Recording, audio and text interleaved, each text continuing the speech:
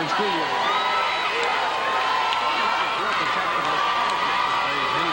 Senior state ball game.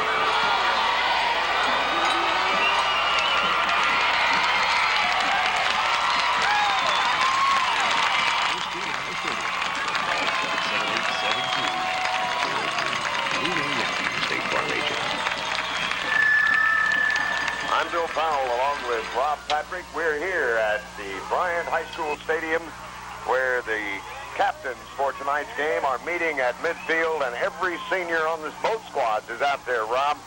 I like that attitude. But real quick, I guess we're going to have to run through the starting lineups. Would you do the honors? I will, and if we can just hold off just for a second, we'll find out who's going to have the football first.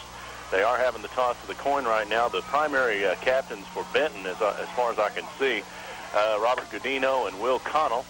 And Bryant is obscured at this point. I can't see who's out there. While you check that out, let me explain to the folks, this is an East-West stadium.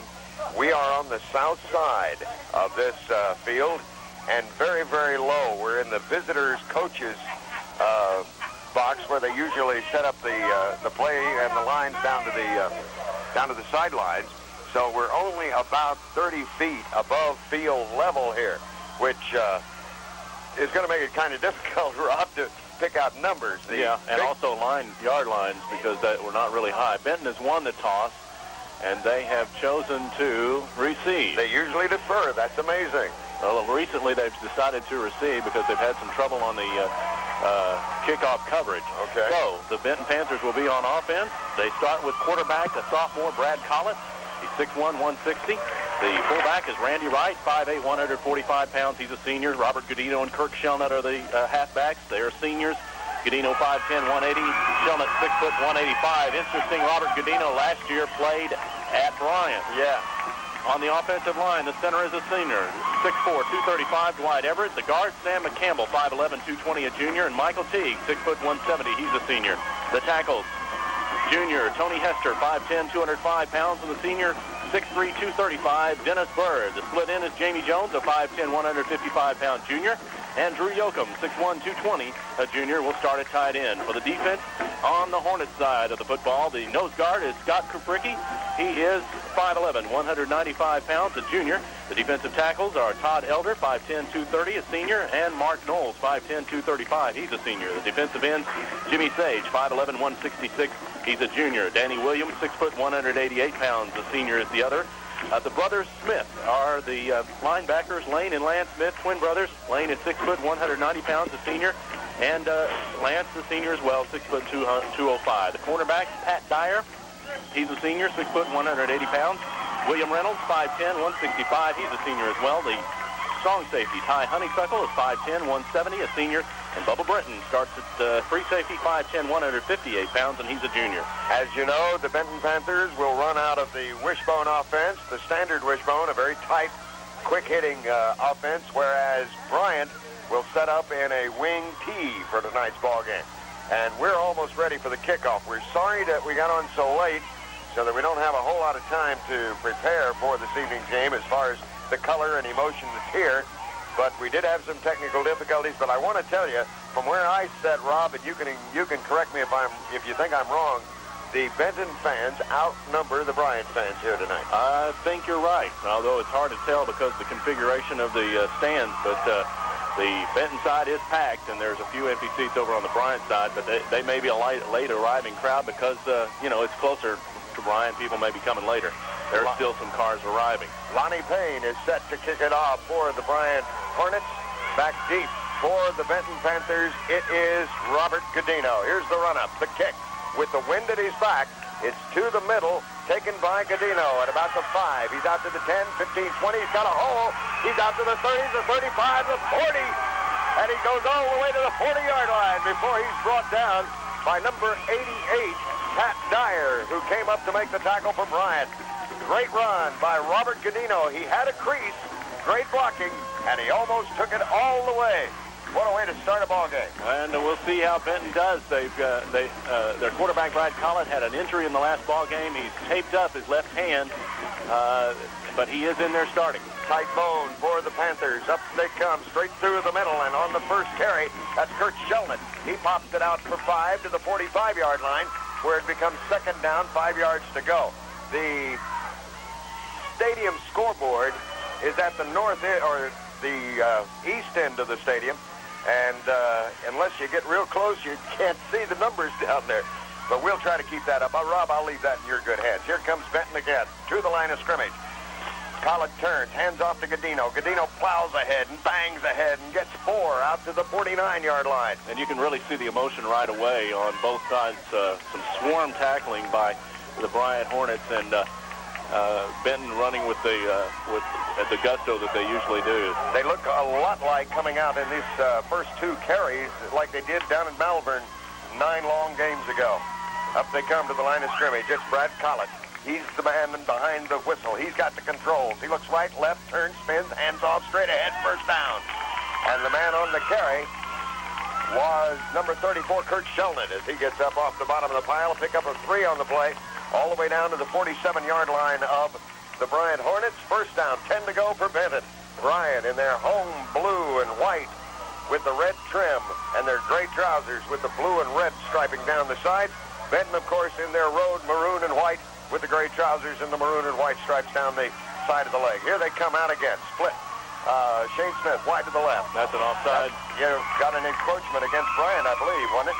Or was he drawn off? He jumped into the neutral zone, and when they stop the play like that, it's usually an offside. And I believe that was Mark Knowles jumping off, trying to get a little jump on the center Dwight Everett. I have a little problem with some slight allergies, and no sooner did this ball game start than the leaves started to fly because of this rather gusty wind that's blowing from, I would anticipate, from the southwest a little bit. And son of a gun, I got my allergies working, Rob. Here we come. First down, 5 now. Turn, hand, 2. Sheldon, he pops it out across the Bryant 40 down to about the 38, 37-yard line. See where they spot it. Now is where it gets kind of ticklish as to marking it off. Believe it or not, we're so low that once they get past the 50-yard line, the perspective on carry really diminishes. Second down, 1 yard to go. Give Sheldon a pickup of 4. Bring Benton back to the line of scrimmage. Stack on the right side defensively for the Hornets. That was Godino that time, banging it off behind some great blocking on the right side. And he carries for another first down after a pickup of 2. And only 2 for Godino. The ball is at about the 36-yard line. Let's call it 36. First down, 10 to go for Bryant. Both of these offenses are ball control offenses, and this is what Benton wanted to do, come out and control the ball and move it. And stop the turnovers of the last 2 weeks. Hand off to Sheldon. He's going to go nowhere this time. He was really wrapped up. The man at the bottom of the pile, number 32, Scott Kupicki, the primary tackler that time. Kupicki, the nose guard, really stuffed the center of that line. Pickup of 1 on the play. Second down, 9 to go for the Panthers as they break the huddle, come to the line of scrimmage. Split wide to the left this time, number 82, Chris Ramsey, who's in the ball game. Collett turns, fakes, works down the line of scrimmage. Pitches out to Godino. Godino is blocked away from the ball. The ball's on the ground and recovered by Bryant. And the man coming up with the loose football was number 1, William Reynolds. He threw the block on Godino, knocked him away from the ball, and then had the heads-up ability to run over and cover the loose football for the first turnover of the ball game. That was something both teams wanted to avoid, and Benton had decided to go to a straight pitch type of deal and not have as much of a read. That time Reynolds was out there. He could have just about picked off the pitch as well as recover the fumble. He really knocked Godino aside to pick it up. Out comes Bryant in their wing tee. Straight ahead handoff to the tailback. Popping straight through, and I have to wait for him to get up off the ground to pick up his number. I believe that's Amos. I believe it is. I believe you're absolutely right. That was Robert Amos. Amos, the first carry of the night for Bryant, and it's a healthy carry. He gets 5 on the first down attempt. It's second down and 5 as Bryant has the ball just outside midfield at the 49-yard line on their side of the 50. Up they come again. The quarterback, Pat Dyer, looks it over. Long count. Turns, fakes, hands off once again to his fullback Amos, and Amos scoots that out around right end, takes it all the way down to the 30. I guess that's about the 38-yard line, isn't it, Rob? 39. They're going to put it down at the 39-yard line of Benton. A healthy pickup on the play of about 11 yards for the fullback, Robert Amos. That's their pitch sweep that they like to run, and it's a key to the Benton defensive effort will be stopping that. Bryant really runs that play well. Blake James in the slot to the left. Straight ahead handoff once again to Amos. He's trying to get outside. He's tripped up as he tries to swing it around the right end. The man getting a hand on him was Roger Hughes. Roger, the 5'7", 160-pound junior, got a hand in to knock him down. Don't see him in the ball game very often, but he was there that time. Johnny on the spot. By the way, you can watch the video of this game Sunday and Monday evenings at 7 o'clock on Cablevision 4 in Benton. Up comes the Hornets to the line of scrimmage once again. Second down. 7 to go. A pickup of 3 on the last play. Turns, fakes. Amos again, and this time he's going nowhere. Kelsey Dedman and Roger Barker among those that were over on that play. Pat Dyer turned and once again handed to Robert Amos. And just as he got the football, he was met handsomely in the backfield. And Kelsey Dedman, who stripped 2 blockers, just reached out and grabbed him. And then Roger Barker came up to add insult to injury, you might say. Excuse me, Bill, that quarterback is Lance Smith. He's marked number 14 in the program, but 17 is his number. You're right. That is Lance Smith. Excuse me. Lance Smith, the quarterback. Up he comes to the line of scrimmage as he leads them out. Fake. He wants to throw. He's back. He's got a man over the middle. He's got it complete. Down inside the 20-yard line, I believe.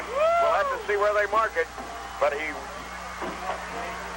Lance Smith, the quarterback, found number... That was Blake James. Blake James, the wide receiver. And he was really uncovered out there all alone. Pick up on the play from the 38 to the 20. I'd say it's about the 18, Bill, I believe. Is that where it is? So down to the 18. So pick up 20 yards on the play.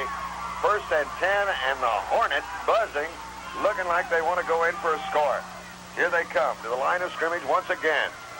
And a handoff straight ahead as the quarterback, the quarterback, Lance Smith, made an excellent fake that time, had most of the defense going to the right, and he slipped the ball back in and handed off for a pickup of 4. Sir? I think he got up to about the 12. Call it 6. It's really hard to tell. It is difficult to tell. I'll give him 5 on it and split the difference, okay? All right.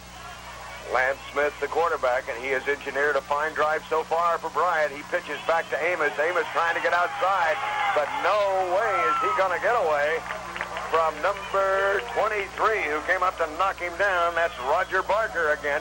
Roger came from his weak side linebacker spot, grabbed him around the waist and knocked him down. Roger had to run all the way across the field to get to him. He made a good play. Really was aggressive on the play, and that's what you need to do.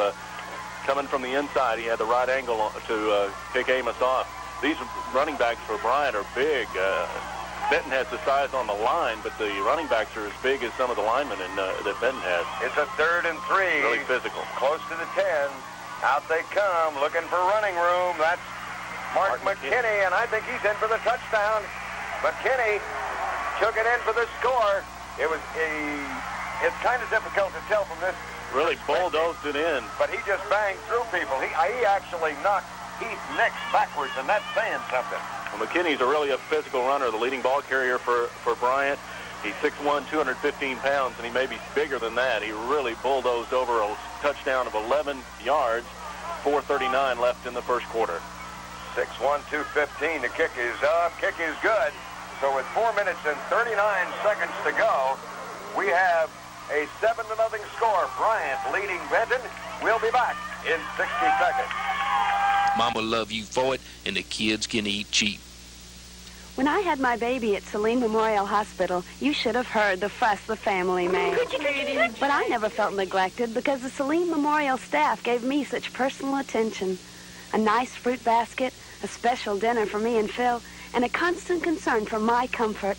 So let the family fuss over the baby, and let Saline Memorial fuss over you. Call 776-4383 for details about the maternity center at Saline Memorial Hospital. Professional care that's close to home.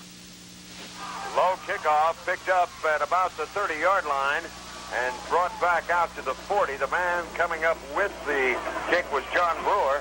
John, 5'11", 155-pound sophomore, getting to play more now as the season has progressed. He was sure-handed on the reception and fair, decent run back. Benton needs to put something together here. Again, the turnover really came back to haunt them.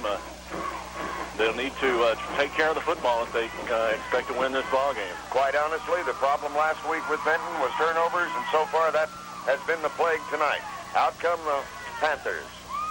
Wishbone, Godino, out across the 45 to about the 47-yard line. Give him a pickup of 7 on the play. Call it second down and 3. Robert Godino, he kind of gets that shoulder nudge down, and his head forward, runs low, hard to bring down, very powerful.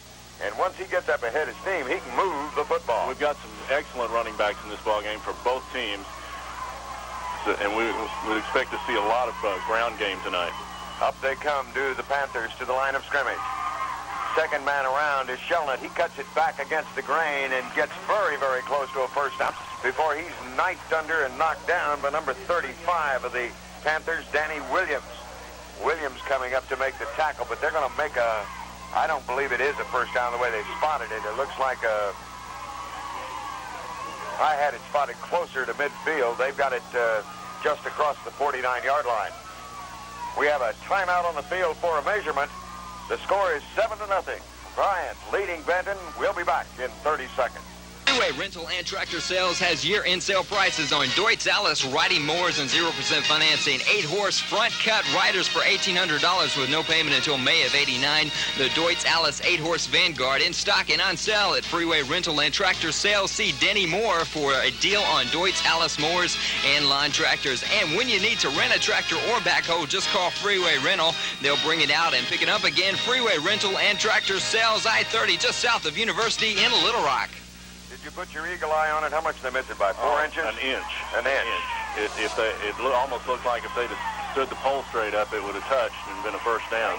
Panthers to the line of scrimmage. They need an inch for a first down. Long count, straight ahead. Kurt Shelnut bangs across midfield and takes it down to about the 48-yard line. Not in doubt this time. That is a first down. This is really a battle in the trenches. Both sides very physical and really battling it on the line of scrimmage, the offensive and defensive line. Benton down the line goes, Bryant down the line goes 166, 230, 195, 235, 188. And it's a physical football game so far here in the first quarter with 3 minutes and 14 seconds left to play. Here's a handoff to Godino. He bangs off his own blocker, rolls off of one of the Bryant tacklers, and is brought down at exactly the 45-yard line. That makes it easy to tell where he is. Well, now they're marking him back at the 46. Boy, they sure did, and I saw him fall at the 45. He was on the back of. I thought that's the way that worked, but apparently not. It was a pickup of 3, taken back to a pickup of 4, make it second down and 8. As the Panthers, running very quickly, moving their offense quickly, come back to the line of scrimmage. They need to try to get something outside if they can get the ball outside because Bryant is really playing it tough in the middle. They're stacked, and there it is again. They stack it up inside, hand off to Shelnut. Just excellent swarm tackling by Bryant. They're really fired up on defense right now. Shelnut took the ball across, nudged it across the 45, and then was thrown all the way back out to the 47-yard line. And they're going to mark the ball. Well, okay. He had the ball down to about the 44. They give him 1, put it at 43, where it's third down now and 7 to go for the Panthers. And they may try to go outside. They're going into a slight wind, even though the flag is hanging limp. Here's the pitch back to Godino, and Godino is ripped down on a sure two-legged, one-handed tackle out there, and I can't pick up the number of the man who made the tackle. I think that was Lance Smith, the linebacker. Boy, what a job he did. Great one-on-one tackle at the corner, and that kept Benton from getting a first down because Godino had clear sailing after that. 2-yard pickup, and I'll tell you what, Godino was 1 stride away from breaking that one for a long one, but give Lance Smith credit. He came up to make the stop. It's an excellent tackle. 4th down, 6 to go. Back to punt. This is Chris Ramsey. He will, as we've mentioned a couple of times tonight, be punting into a slight breeze. Good snap. Kick is away. High spiral. Going to be taken at about the 5 or 8, and a fair catch is called for, and I'll let Rob Patrick's good eyes tell me where the football is. It's going to be about the, can you tell? Let's watch this far official. This supposed official marks it at about the 12-yard line. It's very difficult to tell, and we're not trying to equivocate. It's just difficult to determine from the particular vantage point that we have here at the Bryant High School Stadium. Up comes Bryant. They lead the football game 7-0. Minute and 16 left to go here in this first quarter. Benton stymied again offensively, as they have been for the past 2 weeks. But they've turned the field position around. Yes, they have. That's a factor. Bryant, handoff, straight ahead.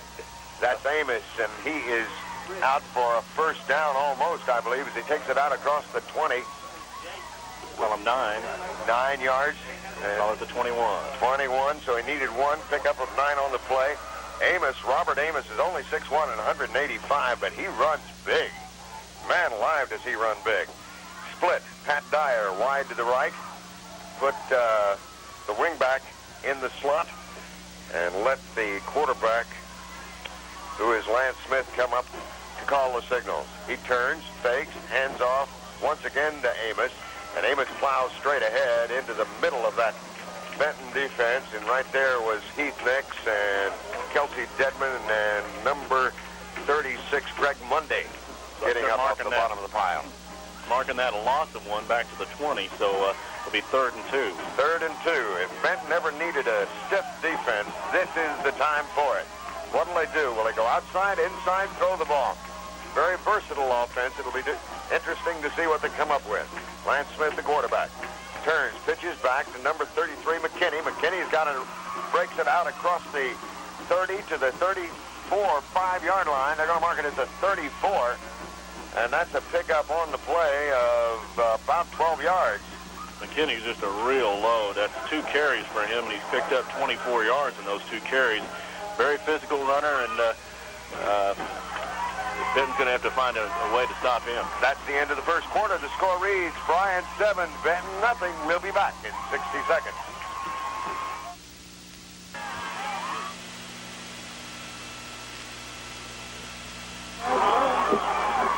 Up they come to the Bryant Hornets to the line of scrimmage. They're good, fine, excellent young quarterback. 6 foot, 205-pound senior Lance Smith turns, pitches to McKinney. McKinney just pulls and batters and bangs his way out to about the 40-yard line before he is finally pulled down, and it took a bundle of Benton Panthers to get him. Cliff Phillips was in on the tackle. Casey Dedman was in on the tackle. Aaron Windsor was in on the tackle. Also, right there to help out, Roger Barker, and it took them all to bring him down. 2nd down, 4 yards to go for Bryant. Smith looks over the defense. Looks right, long count before he sets down. It's almost like he's waiting for the clock, and we don't have one. At either end of the field, the 25-second clock, straight ahead handoff to Amos, and Amos pops it across the 40 out to about the 42-yard line. Good job by the nose guard on that play. Greg Mundy got down underneath and got Amos by the ankles before he could really get started. One thing about the Benton Panthers, if you're going to play them, you better button on your helmet because you're going to get hit. That's for sure. I don't care how good or how fast you are. 3rd down, 1 to go now. And once again, Smith, who plays defensive linebacker and offensive quarterback, brings his team to the line of scrimmage. We have a little bit of a whistle and a timeout and a flag on the field. Encroachment called against Kelsey Dedman. And Kelsey is mad at himself. He wanted to get in there and knock somebody down before they got the first down. As it is, 5-yard advance. Put the ball out to the 47-yard line. First down, 10 to go for Bryant. Bryant looking very, very, very confident right now. Indeed they do. And Lance Smith looking over the defense, and he's audibling at the line of scrimmage. He's checking out what's happening as far as Benton's defensive alignment. And Bryant's very... There's a pitch back to McKinney, and McKinney is ridden down after a pickup of maybe 1 on the play. Not very far did he go that time as Kelsey Dedman got his big ham hocks on him and dragged him to the earth. As a matter of fact, there is no gain on the play. Bryant's diverse on offense, and he has some options. This wing T is as good as the wishbone as far as being hard to tell what's happening. It's effective because it's deceptive. Split bat tire wide to the left. Smith looks over the defense once again, very deliberately, calls signals, hands off to his big running back, Robert Amos, and Amos this time goes nowhere. And getting up from the bottom of that pile is Randy Wright, I believe, was the man who got in. Mundy was in on that play. Mundy was in. Randy, yeah, I guess it was 36, not 35, wasn't it? Greg Mundy gets the tackle. There's a pickup of about a half yard. They'll give him credit for 1 full yard. Make it 3rd down now and 9, and it's a long 9. Bryant has one of the better receivers in the conference in Pat Dyer. We might see them go to him on this play. He split out left. The officials have called a timeout. I don't know. It must be for an equipment repair or something. So with a timeout on the field and 9:25 to go here in the second quarter, Bryant leads 7-0 over Benton. Let's hear this 60-second commercial message. The last thing you need is a high-priced insurance policy for your home or automobile. The Thomas Insurance Agency has good news for you and your billfold. Thanks to the American States insurance companies which we represent, the Thomas Insurance Agency can offer you quality insurance protection at affordable prices. In addition, you get personal service from an independent insurance agency that will always be there when you need help. For quality home and car insurance at prices you can live with, call the Thomas Insurance Agency, listed in your Benton and Little Rock telephone books. It's my home. This is our first house. It may not be a mansion, but it really means a whole lot to us. It's my home. One of the first things we did after we bought this house was to call the people at Adams Pest Control. My folks have used them for years. That's good enough for me. After all, we want this house to be worth the most when we decide to sell it. It's my home. Adams Pest Control. Serving Arkansans for over 30 years. I believe that timeout was charged to the Bryant Hornets, was it not? This is a big play early in the game, 3rd and 9, and Benton needs to hold. Bryant wants to continue this drive and get in scoring position once again. They already lead the game 7-0. 9:25 left in the second quarter. It's 3rd and 9. Shane Smith out here covering Pat Dyer. Dyer's the top receiver for Bryant, and they do like to go to the air with Lance Smith. He's a good senior quarterback with a good arm. And he can hurt you on one-on-one coverage, can Mr. Dyer. Here we go. Let's see what Bryant pulls out of the hat. Oh, he's wrapped up in the back field is their quarterback, Lance Smith. Smith was just totally consumed by that. Kelsey Dedman in on the play. Greg Mundy, Roger Barker. They shot the gap there. They had a blitz on, and Bryant went with an option trying to get outside, but Smith couldn't get to the corner to even pitch the ball because Benton was right in there on him so quickly. Loss of 5 on the play. It is now 4th down and 14 for Benton, or for Bryant, rather, as the Hornets come up to the line of scrimmage in punt formation. Here comes the snap. It's a little bit high. Handled, kicks away. And I believe they're going to let it hit, and it takes a Benton bounce all the way back. It hit back at about the 30-yard line and rolled dead, and was touched, actually, by a Bryant Hornet at the 45-yard line. It actually kicked off the heel of one of the Bryant coverage men and kicked back a good 15 yards. So it is a 1st down, 10 to go for the Panthers. Bring the ball and spot it officially at the 46-yard line, where they say is market ready for play. Good field position for Benton. They need to take advantage of it. Up they come. Back to throw. Got a man wide open. Got a man deep, wide open. It is the tight end on the play, Drew Yoakum. Yoakum turned and headed upfield. He was pulled down at the last minute by the only man who could catch him, but not before he had taken the ball all the way down, very close to the 15-yard line. Let's see where they mark it. Big pickup on the play. I think it's going to be about the 16 or 17-yard line. 16, I believe.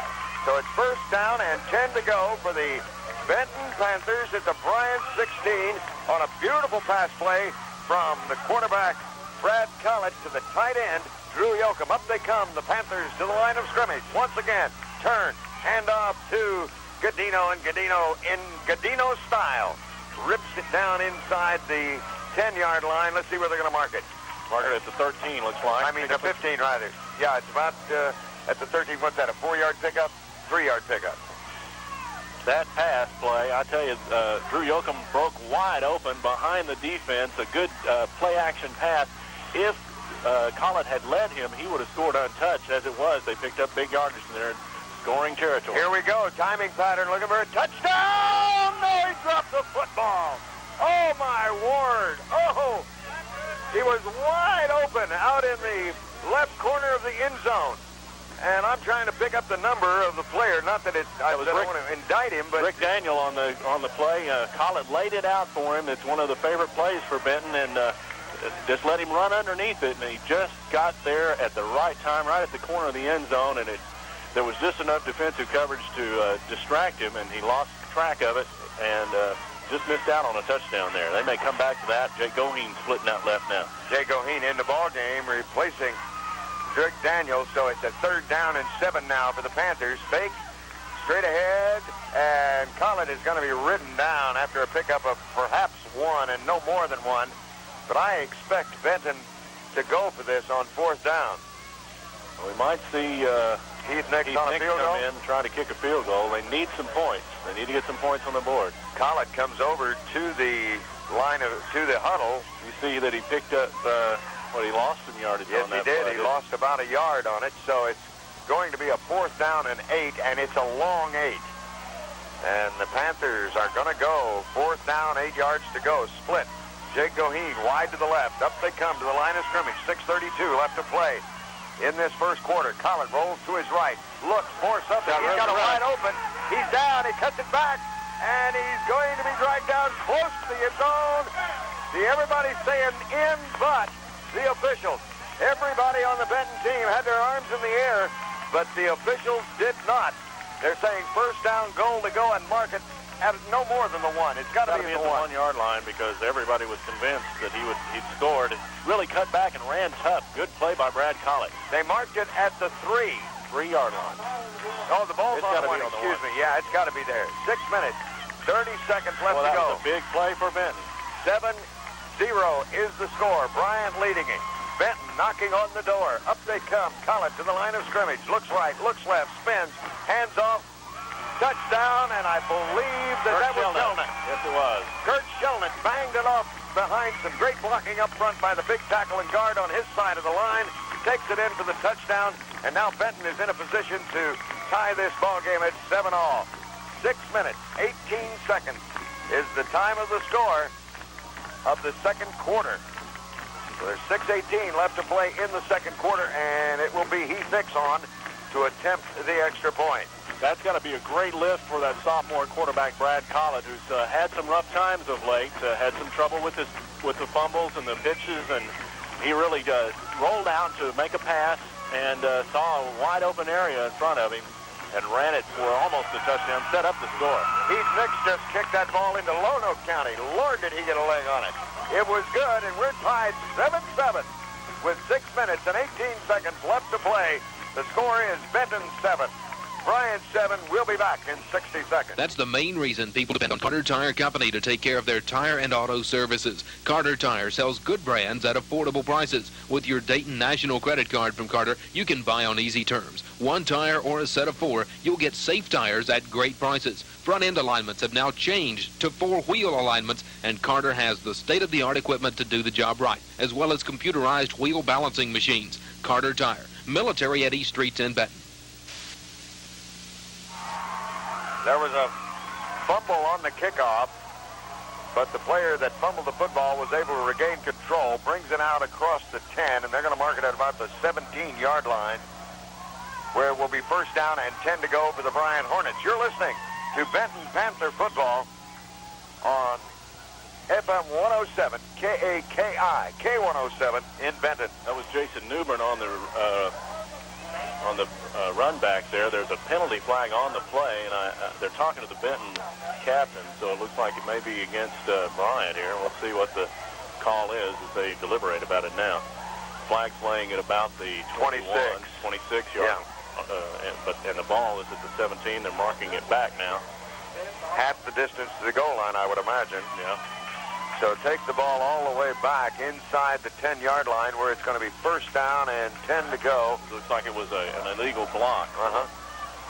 Mark the ball at the 9-yard line. Spot it ready for play at the 9.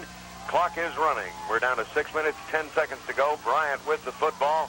And we're all tied at 7-7 here at Bryant between the Benton Panthers and the Bryant Hornets. First handoff straight ahead with the football, number 30, Robert Amos, and he just found a hole and scampered. Everybody went away with the flow of the play to the left defensively. He cut it back to the right, which has been the kind of the bugaboo all year of the Panther defense, and brings the ball all the way out across the 20 to about the 23-yard line, where it's first down, 10 to go for Bryant. Amos is a junior, and he's really running well for Bryant right now. They wrote him up in the papers this week as being one of the coming young players in the state.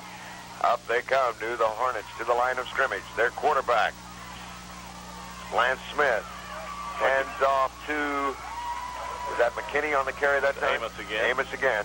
Amos has carried the ball now. Let's see if he picked up, what, 1 yard there? 12 times for 51 yards.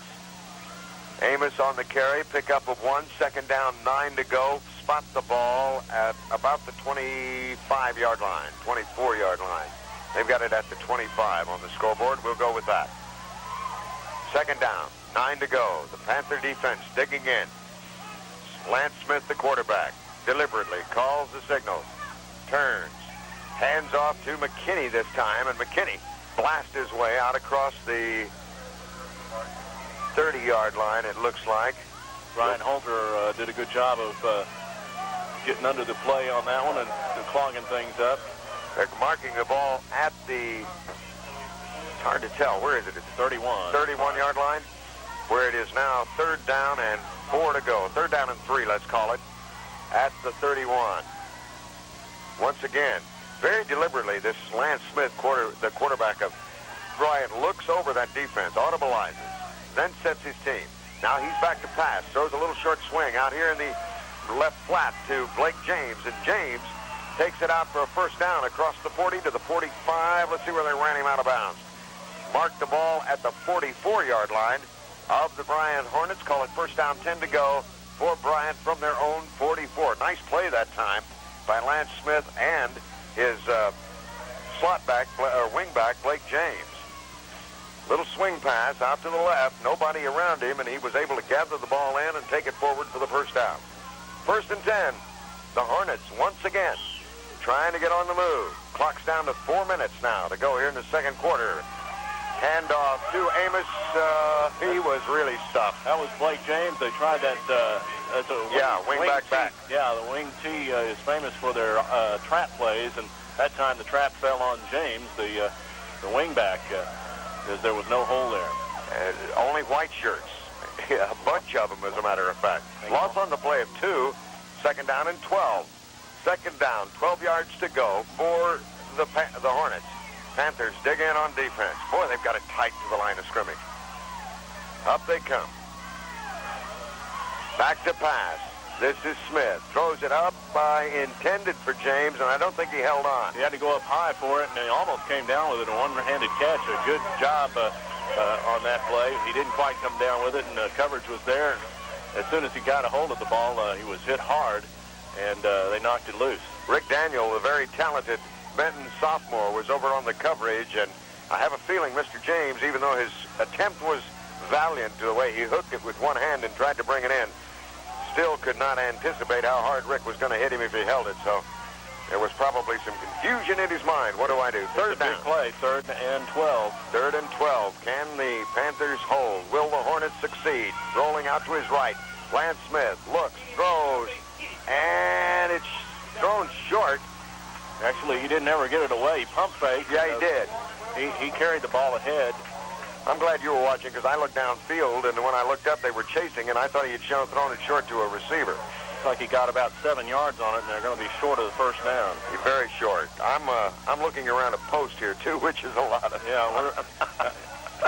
believe us, this is an odd... Oh, wait a minute. Kelsey Dedman coming off holding his chest, and he's got his head down a little bit. Kelsey Dedman, like he might have got stuck in the sternum a little bit that time. Got kicked a little bit. All right. Up they come in punt formation are the Hornets. The kick is away. It's a wobbly line drive that lands, and this time it goes in Bryant's favor to get Goheen. Picked it up and ran laterally across the 20-yard line where he grabbed the football. And that was a dangerous reception he made there. He grabbed it on a hop. It was an important one, though, Bill, because if he hadn't come up with it, it would have dribbled on down inside well inside the 20-yard line. As it is, they've got 1st and 10. It looks like the 19-yard line. 1st down, 10 to go for Benton. A good decision made by Goheen, but it was dangerous. You're right. You got to have a lot of confidence to pick up a ball that's bounding like that one was. Straight ahead handoff. That's Little, who's in at fullback now. Greg Little, a 5'9", 180-pound junior, just blasts straight ahead with a pickup of 7 yards on the play, where it becomes 2nd down and 3. The ball out across the 25, is it? I think you got it there. About the 26-yard line, let's call it. Minute and 52 seconds left to play here in the first half in what has been a real rock'em sock'em half. Coach Fight's description of tonight's game, a war, was right on the money, because that's what they've been doing out there between the stripes. Here's Collett back to throw. He's got time. He's being chased out of the pocket. He throws short. It's intercepted by Bryant. William Reynolds. The man who came up with it was William Reynolds. He had a man, held it just an inch too long, did Mr. Collett, and threw it right into the hands of William Reynolds, the senior defensive back for the Bryant Hornets. So Bryant has the football now in great field position and a minute and 31 seconds on the clock. Collett was trying to kind of force it into Kirk Shelnut. He would have been better off just running out of bounds, but as it is, Bryant has the football in good field position with a minute 31 left. You can expect to see Smith put it in the air here probably, although they're not. It's not beyond them to run the ball a couple of times here, mix it up. They've got enough time. And they've got enough running backs. Good ones, too. Fake, back to passes. Smith, well, he's harassed. He gets the ball away, and it's intercepted, and it was Goheen on the interception. Jake runs it back up the sideline, looking for blocking, cuts it back across the field to his right. He's trying to outrun him, and he's going to be belted and knocked down, but not until he brings the ball all the way out across the 50-yard line to the 48-yard line of Bryant. We got a yellow flag on the field and an altercation. And I don't know what's going on, but there's the Benton sideline, and we've got a couple of coaches here in the box with us. What did he do there? I don't know. The coaches are watching it. Looks like they're saying that Lance Smith threw a forearm or threw a fist at one of the at Jake Goheen on the return, and Smith trotting off the field now. That's somebody saying that he should be thrown out of the ball. I got to tell you that as the play came about, as Goheen was going down and hit the ground and the yellow flag flew, Coach Fight and the entire Benton coaching staff and the Benton team literally surrounded the action, so they obliterated our view of it. They're marking off 15 yards against Bryant, taking the ball all the way down to the... Bryant, Coach Brainerd is out now in the middle of the field discussing things, and looks like that maybe Lance Smith has been thrown out of this ball game for that flagrant foul, if that's what... What a blow to the Bryant Hornet football team. They're very upset over there, the coaching staff for Bryant, and boy, that would be a big blow for Bryant in this situation. John is a real leader for him, and they're very unhappy on the Bryant sideline. I didn't see it myself. But I didn't either. It happened down here behind the players, and Coach Brainerd was out, and he walks disgustedly back to the sideline. Anyway, we're back to play. Benton has the football. 1st down, 10 to go. Here's a handoff to Shelnut. He's trying to get outside, being pursued. I don't think he's going to go anywhere, and he isn't, as he's ridden down at about the 35 or the 30-yard line. It's hard to determine. 30-yard line, let's call it, where it's still the Benton football. Pick up on the play of 1 or 2. They mark it down to the 31-yard line, 2nd down, and about 8. And now we have a whistle and a timeout, and we want to hear what's going on. So we have a timeout on the field with the score tied 7-7. 38 seconds left to play in this first half. We'll be back with more Panther football after this 60-second commercial timeout. This year, your home can shine with the beauty of a Mannington Never Wax floor, because until October 29th, People's Lumber and Supplies offering 10, 15, 20, up to 25% off a dazzling array of over 100 Mannington floors. These are the only sheet vinyl floors with the exclusive built-in shine that never need strippers or polishes, and they've never been a better value. Hurry to People's Lumber and Supply before October 29th and save up to 25% on a Mannington Never Wax floor. The beautiful floors with the built-in shine. The receiver's wide open. Here's the pass.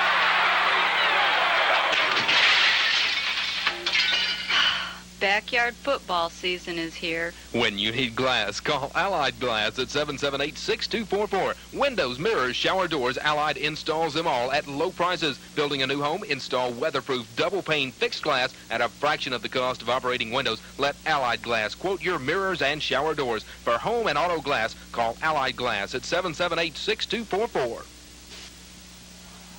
38 seconds remain to be played here in this first half of football from Bryant. And the Benton coaches are contending that there should be more time on the clock. They call a timeout, and question has to be when the officials granted a timeout. They say that once the officials waved off the time, that the time continued to roll. And there's still some discussion on the field. Of course, if you just joined us, Bryant, it looks like Bryant's quarterback, Lance Smith, and he's one of the leading defenders for the team, too, has been thrown out of the ball game, apparently on an interception by Jay Goheen on a big play just a few minutes ago. He came over, and after Goheen had run the ball back some 44 yards and was tackled, Smith dove into the pile and gave Goheen a punch, and he was ejected from the ball game, apparently, at that time. You know, there's a lot of discussion on the sideline at this point as to arguing that, I'm sure. They've got another quarterback warming up on the sideline, so it looks like that Lance Smith is gone from this ball game, and so that's a big blow to Bryant. Now that's going to fire up their defense, and Benton now with 54, they have put time back on the clock. It's 54 seconds left. And looks like Benton's got a little more time to work with to try to get a score here. Here they come. They break the huddle. Do the Benton Panthers come to the line of scrimmage? The ball is marked at the 30-yard line where it is 2nd down and 7. The 30 of Bryant. It's Collett who fakes, hands off, no place to go as Collett almost lost the handle on that exchange. And there's probably going to be a loss on the play of about a yard. I think they're wrestling for the football, but up with it there is Drew Yoakum. Drew Yoakum came up with the fumble. It was hard to determine, but I got a feeling Collett lost the football coming away from the center and faked me out with his attempted handoff to Shelnut. So, nonetheless, it is still Benton football. 3rd down, 8 to go. No gain or no loss on the play. Collett straightens, throws deep on a timing pattern. Goheen going down, and they say it was an uncatchable ball, as running directly in front of Jake Goheen was number 88, Pat Dyer. The Pat Dyer, the wide receiver, and Goheen fell in a heap. It was very reminiscent of the SMU Arkansas game of a few years ago. They got their legs tangled up, and both went down, and the ball was way over both of them's head. It's hard to say whether or not either of them could catch up with that ball unimpeded. The partisan crowd on this side of the stadium, which is the Benton side, had hoped for a flag, but none was forthcoming. Down to 8 seconds, and it's a 4th and 8, or 3rd and 8 now. 3rd down, 8 to go. It should be a 4th down. I would think so, but what do I know, right? Here's a reverse for smelled out Smith. Very nicely by Bryant. Yeah, they played that one well. The reverse was attempted by Jamie Jones, and Jamie had absolutely nowhere to go as he was ridden down deep in his own backfield. The Mark Knowles came up to make the tackle. The clock has run down to 0. So we played 24 minutes of football here at Bryant. It's been an exciting and a very interesting and a hard-hitting first half, filled even with some controversy. But nonetheless, looking at the scoreboard, it reads 7 for Bryant, 7 for Benton. And we'll be back with some halftime after this 90-second commercial timeout.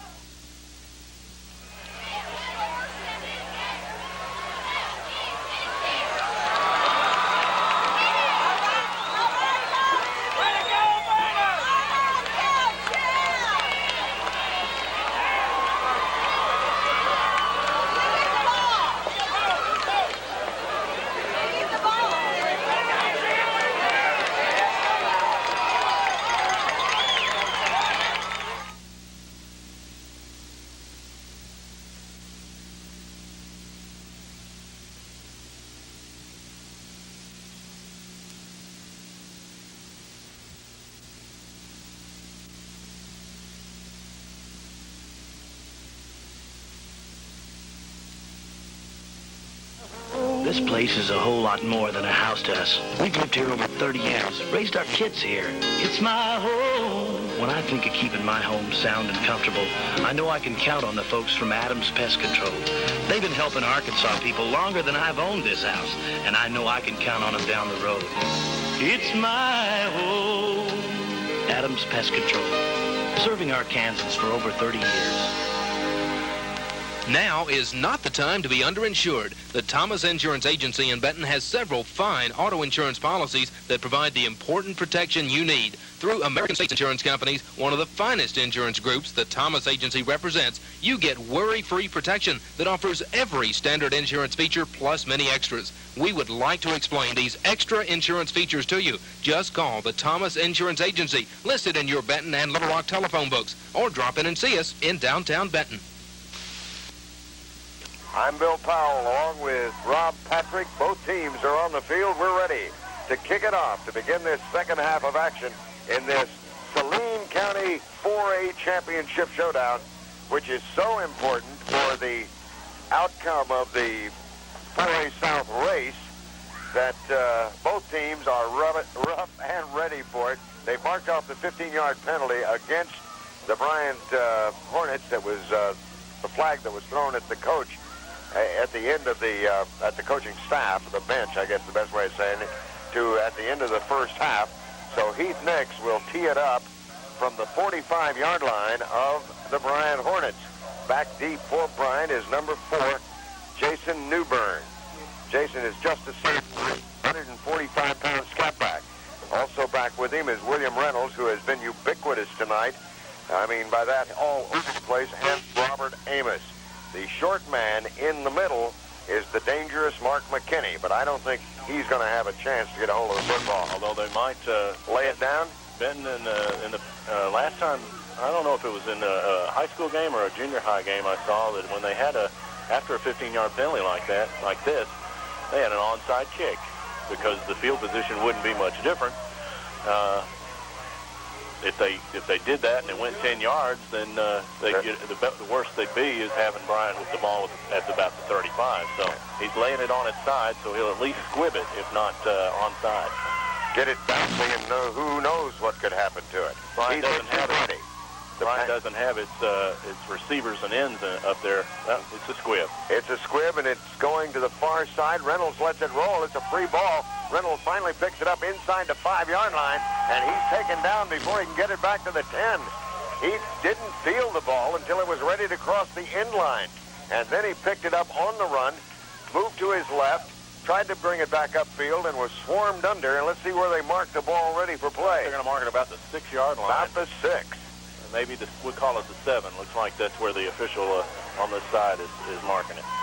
That is negative field position for the Bryant Hornets to start this second half. That's not what Bryant wanted with a new quarterback in there. I can't see who it is yet, but I believe it's number 8, Danny Spadoni. Danny Spadoni, I believe. The first play of the second quarter is a handoff to Robert Amos, and Amos bangs it ahead for about a yard. And no more. Put it out at the 8-yard line. Ran into Kelsey Dedman there. I wouldn't want to run into Kelsey Dedman if he liked me. And wearing somebody else's uniform is going to incite Mr. Dedman to really hit you hard. Spadoni is the new quarterback for the Bryant Hornets. He turns, he fakes, he pitches, he hands off, and going nowhere with the football, I believe. Is that McKinney?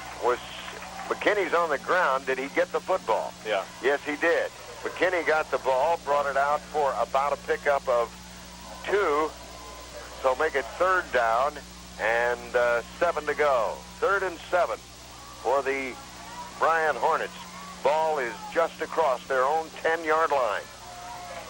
This is no place to have a new quarterback test his arm at this point, so you can bet they'll play it on the run.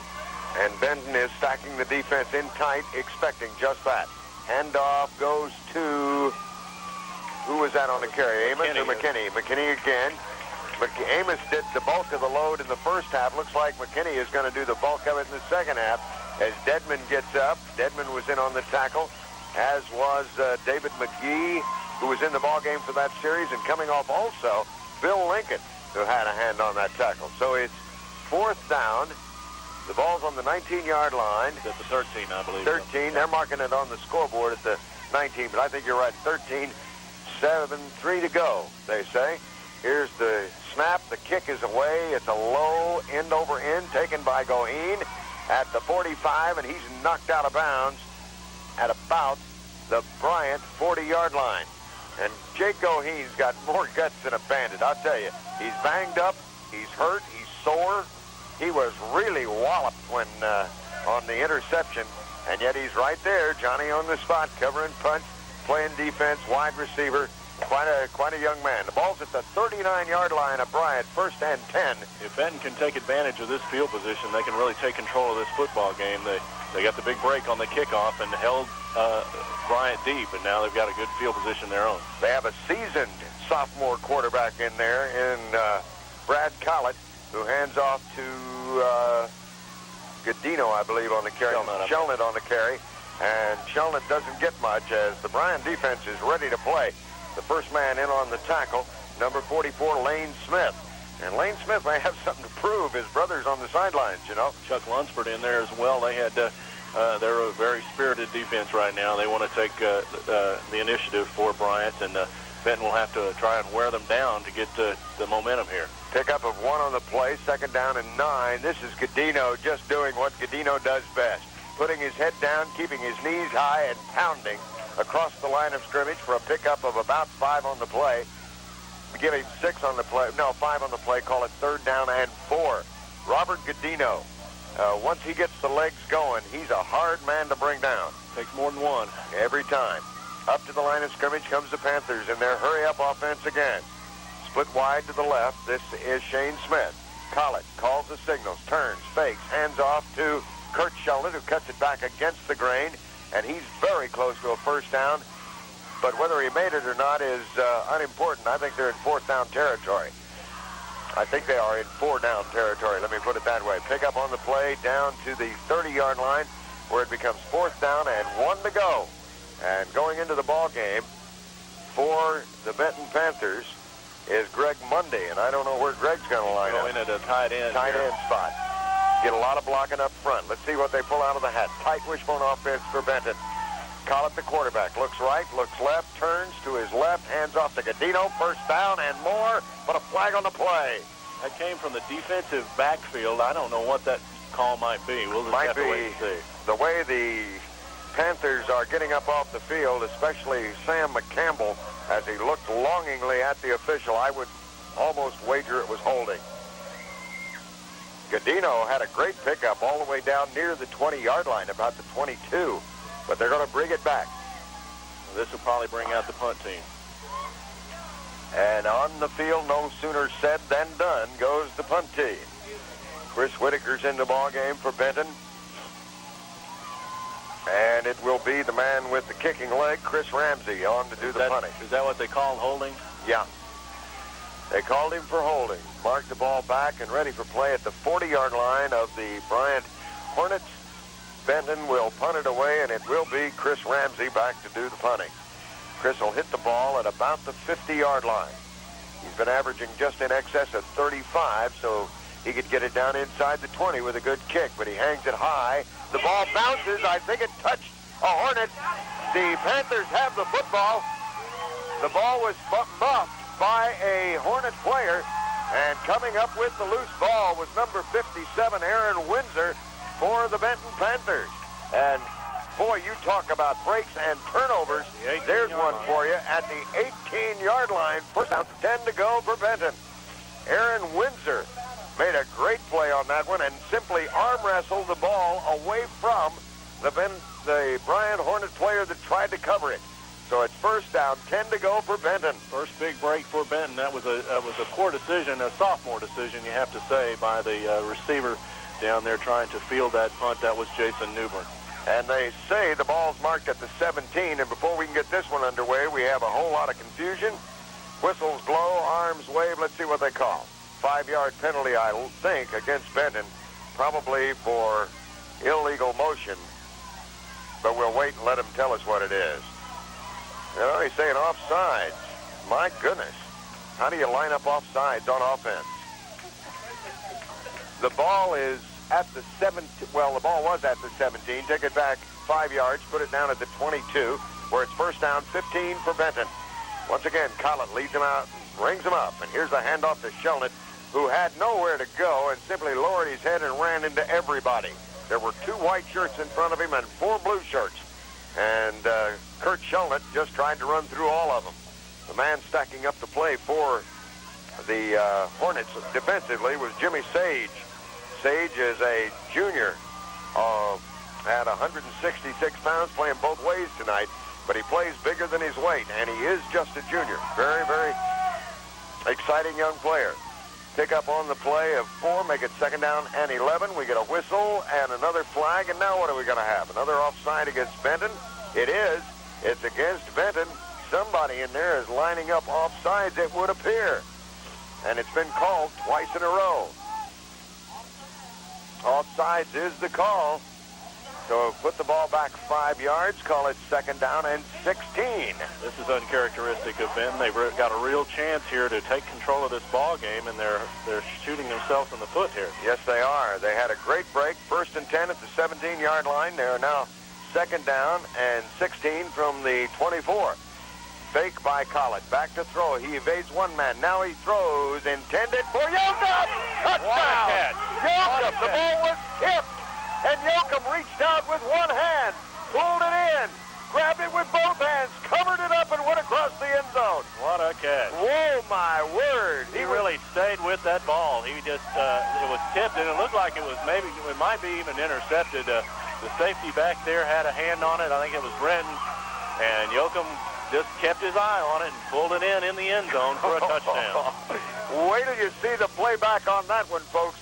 I tell you what, that kind of score and this kind of the breaks that Benton is getting has really got to, along with the ejection of Lance Smith, has really got to bring Bryant down. It'll be interesting to see how they come back from that. The kick is up and good. So with 6 minutes and 39 seconds left to play in the third quarter, the Benton Panthers have gone on top of the Bryant Hornets by a score of 14-7. It's important. That's the main reason people depend on Carter Tire Company to take care of their tire and auto services. Carter Tire sells good brands at affordable prices. With your Dayton National Credit Card from Carter, you can buy on easy terms. 1 tire or a set of 4, you'll get safe tires at great prices. Front end alignments have now changed to 4-wheel alignments, and Carter has the state-of-the-art equipment to do the job right, as well as computerized wheel balancing machines. Carter Tire, Military at East Streets in Benton.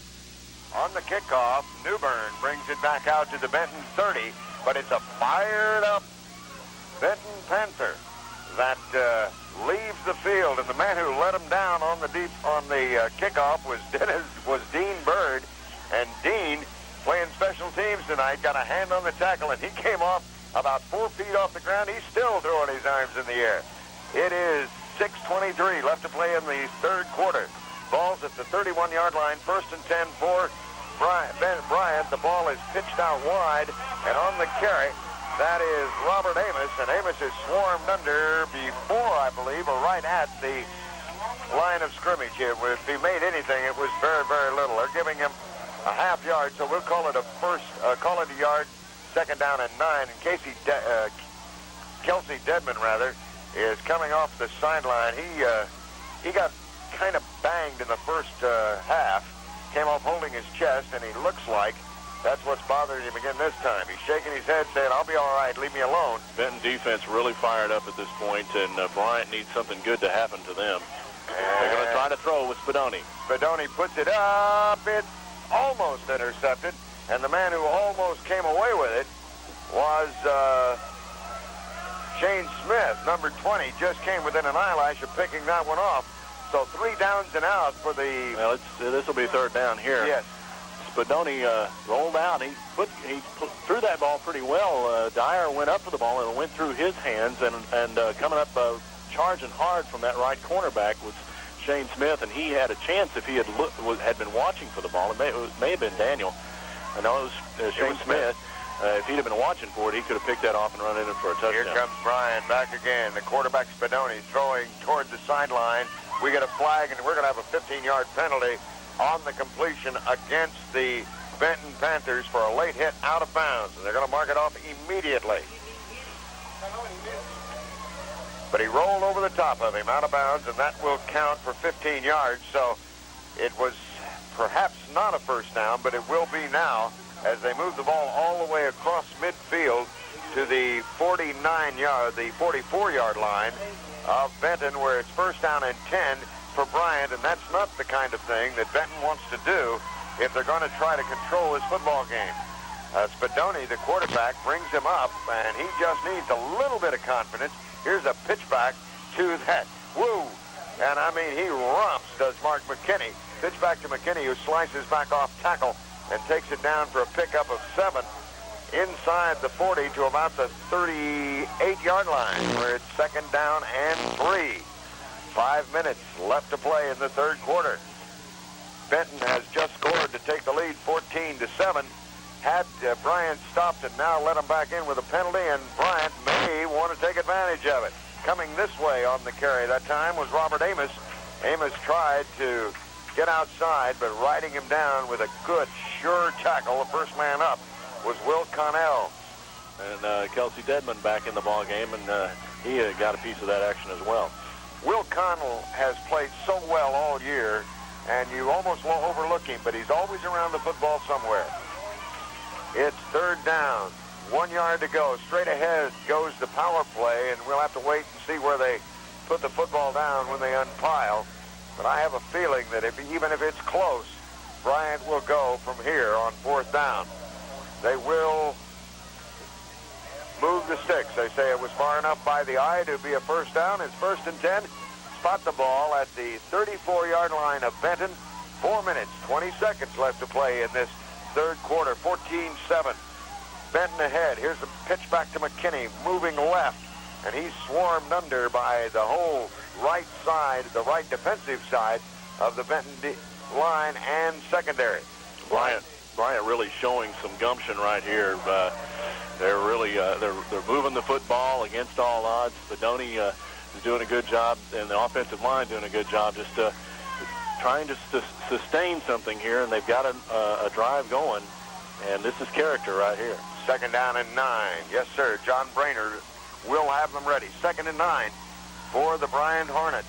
Up they come. Spadoni, the quarterback, back to throw. He looks. The ball was tipped as he threw it, but it's complete. And the man on the catch, I believe, was 43, the wingback. That'd be James. And James, once again, with a big catch. And that should be good enough for another first down. But let's see where they mark it. They do. Mark it past about a yard past the yard marker, or the chain, for a first down. Put the ball at the 23, first and 10. And Spadoni comes off the bench and plays like he's been playing quarterback all year. Doing a good job. Very gutsy job by Spadoni, and Bryant is right in scoring territory. They can even this thing up. And now Benton's back on their heels. It's going straight up the middle this time. It's Amos. And Amos takes it down across the 20. Let's see where they mark the ball. Now it's down in a territory that's very, very difficult for us to judge where the ball is here in our vantage point, simply because we're so low to the ground. Spot the ball at the 19-yard line. It becomes second down and 6. Hope you'll all turn to the cable channel 4 in Benton next Sunday and Monday evenings at 7 o'clock. Watch the replay of this one. I think you'll be impressed. Here's McKinney trying to get outside. He bounces off a couple of blockers and a tackle, and maybe picked up a couple on it, but we'll have to wait for the spot again. Boy, McKinney is a load to bring down. Big, big young man, and he runs hard. He runs as hard as Godino does, and he's got Robert by about 20 pounds. So if that, you can equate that in your mind to the effort he puts forward. Pick up on the play down to the 16. Third down and 3. The Panthers dig in. The Hornets look them over. Back to pass, and under a heavy rush, but getting it away is Spadoni. He had it almost complete, and just as the ball got to number 33, Mark McKinney, he was hit hard, and I mean hard, by Roger Barker. Goheen really made the hit. As banged up as Jake Goheen is, he just stuck his nose right in there, and what they call that burping the receiver. Yeah, he did. McKinney had the ball, and he didn't have it for long because Goheen really hit him hard. Now Bryant faced with a 4th and 4 at the 16-yard line. And Jake Goheen, who has been a pillar all year, and just remember this, folks, he's only a junior. He is a tough one. He'll be back next year. Benoni had the ball right on the money again, so he's doing a great job. McKinney just was hit hard. Back to throw. Same no play. Pressure, same play. Lofts it out. Intercepted. That's Goheen. Intercepted by Goheen. Jake Goheen. Diving interception. I tell you, the guy has no regard for his body. He is really banged up, and he just took a headlong dive and intercepted that ball and thwarts the Bryant's attack. Looks like the ball settled in there about the 8-yard line. I'll be honest with you. If I'd taken the hit Goheen took in the first half on that interception, I would now be at Saline Memorial Hospital. Thank you very much. And here he is out making another interception. Need I remind you, that's his 9th of the year. What a season Jake Goheen has had. And it ain't over yet, folks. Up to the line comes Collett with the football team. He spins, hands off, straight up the middle. This is Gadino. Bryant's really got to be demoralized. I'd say all the adversity they've had to overcome this season, and it just continues to multiply here in this ball game. And it's a credit to them that they've continued to play as well as they have. That was the first big breaking run right there by one of the Benton backs, and it may signal something as far as Benton's offense and Bryant's defense goes. It was 1st and 10 at the 7. Put the ball at the 21. Pick up a 14 on the play by Gadino, and it's another 1st and 10. This time it's Kurt Shellman who bangs it straight ahead, and he too is not afraid to give up his body. Kurt running in behind blocking of David McGee gets a pickup on the play of about 4 yards on it. Let's call it a 4-yard pickup, 2nd down and 6, with 1 minute and 20 seconds left to play here in the 3rd quarter. And Benton would like nothing more than to grind it out right now, run some clock. Well, that first carry by Gadino giving them some room. They need to take care of the football primarily. And here is Gadino again, coming back on the counter option. And Gadino brings the ball out across the 30-yard line for a 1st down. Let's see where they spot it. They started at the 25. They bring it out to the, it's hard to tell. I'm sorry. I'm really call confused. that the 32. How about 32-yard line. I'm with you. Bring it out to the 32, 1st down and 10 to go. Clock runs down. We have just 50 seconds left to play here in this 3rd quarter. And Robert Gadino now starting to make his presence felt for the Benton Panthers. Fake handoff. Shellnut on the carry. Shellnut gets another healthy pickup. At least 5, maybe 6. As he crosses out across the 35 to about the 37, 38-yard line. They're going to give him 5 on the play. It's marked the ball at the 37, call it 2nd down and 5. They're chewing up the yardage right now, right up the middle, right at Bryant, and Bryant's got they've got to buckle up that chin strap just one more time, another notch, as they've had to so many times. Hand off to Gadino, and this time he is ridden down hard. Is coming up to make the tackle for the Bryant Hornets was Ty Honeysuckle. Lane Smith on that as well. Both of them just really popped Gadino that time. Pick up on the play of a yard, though. Give him 1 on it. Call it 3rd down and a long 4. 3rd down and 4 for the Hornets, or for the Panthers, rather. That's the end of the 3rd quarter. After 3 quarters of play here in Bryant, the score is Benton 14, Bryant 7. We'll be back in 60 seconds. One who's having a rough day, has something to celebrate, or even a new baby in the family.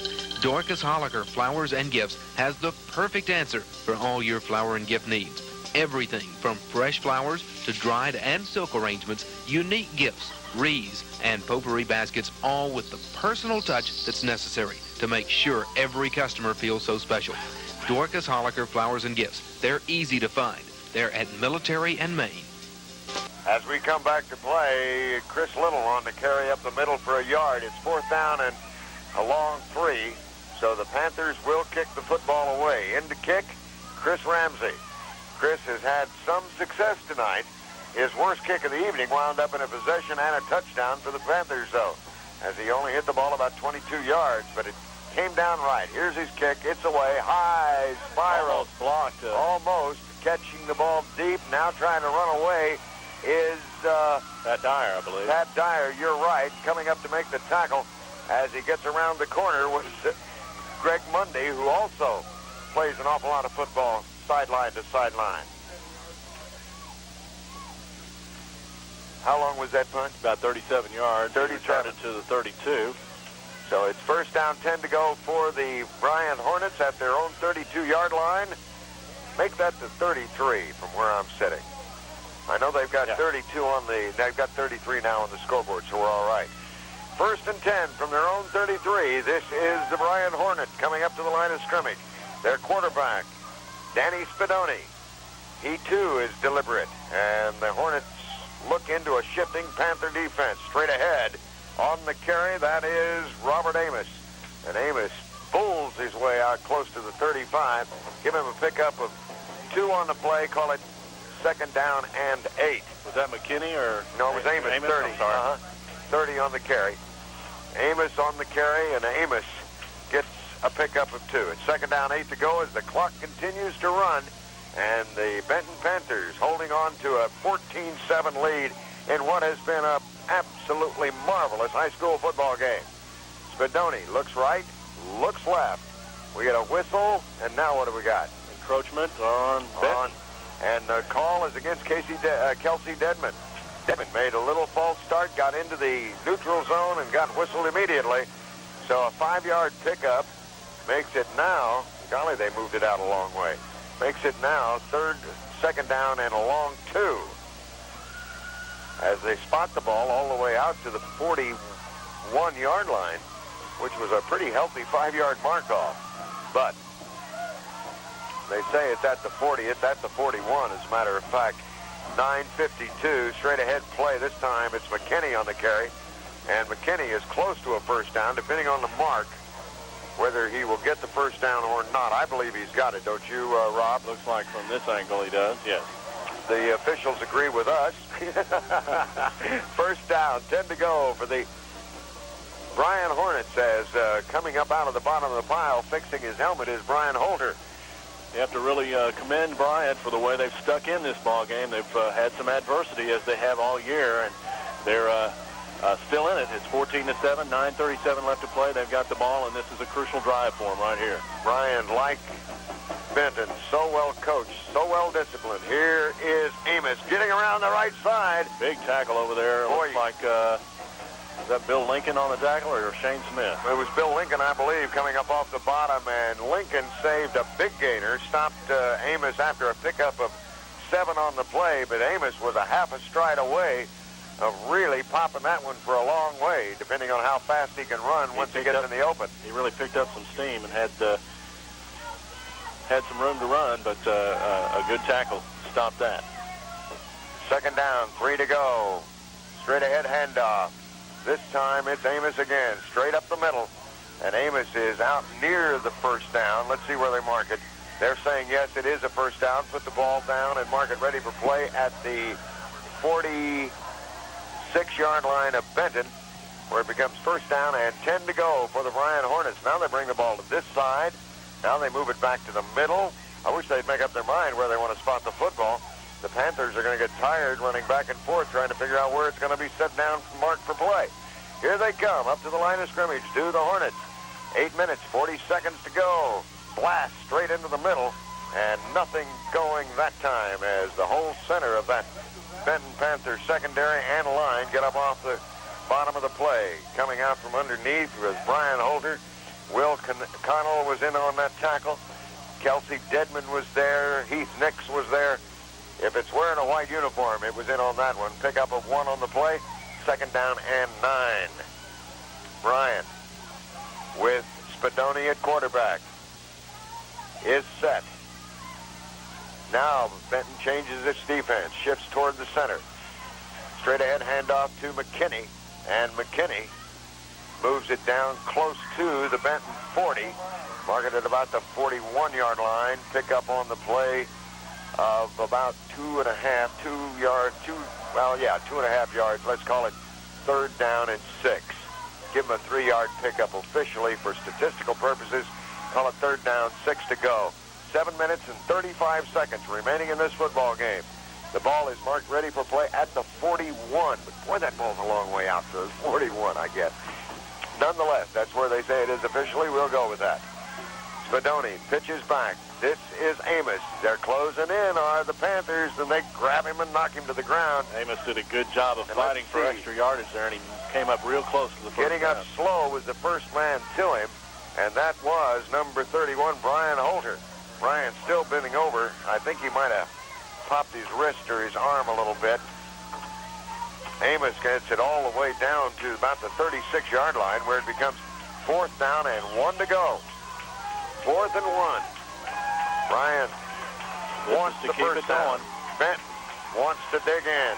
The crowd starts to yell, starts to cheer. There's the over-the-top dive, and I believe that he got enough for the first down, as the man on the carry would have been Amos. And Amos went up and over that time as the Panther defense dug down and in. And Amos up over the top for the first down. So it's first down, 10 to go. Ball is marked ready for play at the 34-yard line of Benton. It's a great job by the offensive line for Bryant. Benton knows what Bryant's going to do. We're going to get an illegal procedure penalty called right now against the Bryant Hornets. And you know, you really hate to see that, because they're playing with so much grit and guts. And to have something like that happen at this particular moment, those are the kind of things that kill drives. Yeah, you know? they could really sabotage this drive. Now they'll have to overcome a 1st and 15. The left guard was the first man to move, and he was out across the line of scrimmage and in his blocking stance long before the ball was ever snapped, and he got penalized for it. First down, 15 to go for Bryant from the Benton 39-yard line now. Spadoni brings him out. Here they go. Back to pass goes Spadoni. He wants to throw. He's being harassed and gagged and hauled down. And Adam Wright, the sophomore, who's seeing a lot of action tonight, came in, broke through a block, grabbed Spadoni by the shoulder pads and spun him around. He didn't get him at the point of impact, but he did get him far enough back to cause a 4-yard loss on the play. So it will be 2nd down and a bunch, as we've got about 2nd and 19. We have a timeout on the field. So with timeout on the field, 6 minutes and 16 seconds on the clock, the score reading, Benton 14, Bryant 7. Let's take this 60-second commercial timeout. People's Lumber and Supply Company gives you good service and a competitive price. What does that mean? Well, it means you get someone to help you when you walk in, someone who knows building materials. It means you get free delivery if you need it. It means all you need to do is call and place an order, and they'll bring it right out. When you're shopping for building materials, call Peoples and ask for a price. Compare that price with any others, and don't forget, the delivery is free. People's Lumber and Supply, building Saline County for over 40 years. People's Lumber and Supply on Edison Avenue means friendly service and competitive prices to help you build. There's my quarterback, second crib from the left. He's quite a boy, Phil. You know I coached Sheila through the delivery. You helped. Real teamwork. And the whole family, both grandmas and everybody, got to visit the birthing suite. Birthing suite here at Saline Memorial? Oh, yeah, they got lots of special deals for new parents and babies. Quite a lineup. Moms and dads can be proud to have their babies at Saline Memorial Hospital's new and expanded maternity center. For more information, call 776-4383. Professional care that's close to home. Back to play, and on the first play, the pitch goes back to McKinney. Coming up to stuff it was Bryant Holder, and in to make the tackle, number 23, Roger Barker. Been calling his name a lot tonight. A couple of big plays in a row by sophomores for Benton. Adam Wright with the sack, and then Holter submarining in there to upset McKinney. And that's, I tell you, 3rd and 17 at the 41. This is big time right now for Bryant. 5:44 and counting to go in this ball game. They're down 14-7. Spadoni will probably try to put it in the air. Let's watch. He does. He goes back. He goes short over the middle. Ball is tipped and falls incomplete. No, it was intercepted by Bill Lincoln. I'll be darned, because I saw the ball tipped and I didn't see where it came out. But Billy Lincoln, I can't do that. I can't call him that. Bill Lincoln came out from the bottom of the pile, and he had wrapped it up. And that's a big turnover, because that gives Benton the football. Now they have the ball, the lead, and the clock in their favor. Again, a big play by a sophomore. The tip was made by Brian Holter back there. They tried to dump it over the middle, and Holter got a hand up and got the deflection went to his teammate Bill Lincoln. And it's 1st and 10 at the 28 for Benton, and they've got the possession and the lead. Here we go. Collett hands it off to Shelnut. Shelnut bangs it straight ahead. think that's Godino. That is Godino again. Boy, Godino, run again. he just pops it, and he hits you, and he hits you, and he makes people hit him. And finally, after there's no people left to hit, and he runs out of sideline or whatever, then he goes down, but not before. Pickup of 8 on the play for Robert Godino, who adds to his 1,000-yard total that he accumulated last week. Godino, if he had another stride of speed, wouldn't he be a big-time college prospect? Here it comes, the Benton Panthers to the line of scrimmage, second down. 1 yard to go. Straight ahead handoff. This is Godino again. He has the yard and more as he's all the way out to the 49-yard line. Robert Godino gets a pickup on the play of about 15 out to the 49, where it's first down, 10 to go for the Benton Panthers. And Bryant now, I tell you, it's been such a gutsy performance for Bryant, but right now they're really under the gun. 5 minutes left in this game, and Benton is starting to really wear down their defense. The defense has been on the field a long time, a lot of this game, and it's a muscular and momentum-building Benton offense at this point. Here's a handoff to Sheldon. Sheldon's open. He's gone. If he can get one block or just keep running. Kurt Sheldon all the way for the touchdown. The clincher right there. Kurt Sheldon took the ball yards. at the 47-yard line, went 53 yards, and once he was 2 strides into the secondary, he was gone, folks. He turned on the afterburner. The only man that had an opportunity to get him was Bubba Benton, and Bubba couldn't catch him. 53 yards on the play by Kurt Sheldon with 4 minutes, 39 seconds left to play in this game. Makes it 20-0 for the Panthers. They will go for the kick.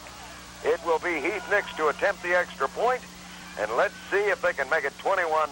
It looks like Benton is on their way to the state playoffs once again. That one just might seal it. Heath Nix, head down, kick up, it's good. 21-7 is the score. 53-yard run by Kurt Sheldon.